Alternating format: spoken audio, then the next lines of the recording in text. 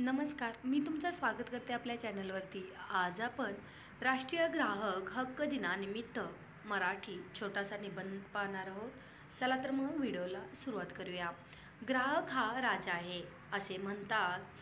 त्यांना अनेक प्रलोभने दाखवून मालाच्या वस्तूंच्या खपासाठी आकर्षित केले जाते, जाळ्यात ओढले जाते। बऱ्याचदा अशा प्रलोभनांना ग्राहक बळी पडतो। ग्राहक दिन साजरा करण्याचा उद्देश ग्राहकांची फसवणूक होऊ नये, सेवा मिळवताना हलगर्जी होऊ नये म्हणून ग्राहकाला ग्राहक कायद्याची माहिती देणे हा उद्देश आहे। सन 1960 मध्ये अमेरिकेत अध्यक्षीय निवडणुकीत ग्राहक चळवळीचा मुद्दा उपस्थित झाला। अध्यक्ष झाल्यावर जॉन एफ केनेडी यांनी ग्राहक प्रश्नावर व्यासपीठ तयार केले। जागतिक पातळीवर पाठपुरावा झाला, त्यांना युनेस्कोकडून मान्यता मिळाली। नंतर दरवर्षी 15 मार्च हा जागतिक ग्राहक दिन साजरा करण्यात आला। आपल्या देशात 1986 मध्ये राष्ट्रपतींनी ग्राहक हक्क संरक्षण कायद्याला मंजुरी दिली।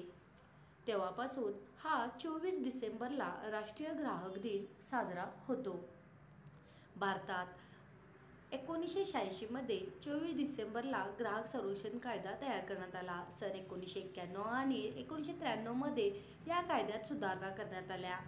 या कायद्याची जास्तीत जास्त वापर केला जावा म्हणून डिसेंबर 2002 मध्ये पुन्हा या कायद्यात दुरुस्ती करण्यात आली। नंतर 15 मार्च 2003 पासून या कायद्याच्या अंमलबजावणीला सुरुवात झाली। तथापि या कायद्यात सुद्धा 1987 मध्ये सुधारणा करण्यात आली होती, परंतु 5 मार्च 2004 रोजी याची संपूर्ण अधिसूचना देण्यात आली।